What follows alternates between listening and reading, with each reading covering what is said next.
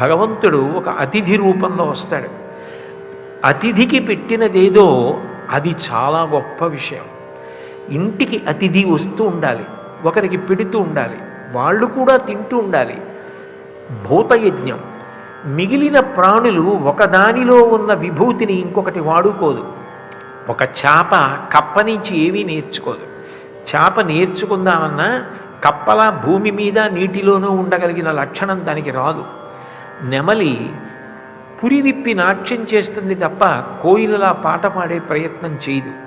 కోయిల నుంచి పాట, నెమలి నుంచి నృత్యం, చేపని చూసి ఈత, పక్షిని చూసి విమానం, అన్నీ నేర్చుకోగలిగిన వాడెవరంటే సమస్త ప్రాణులలో ఉన్న విభూతిని వాడుకునేవాడు మనిషి ఒక్కడే.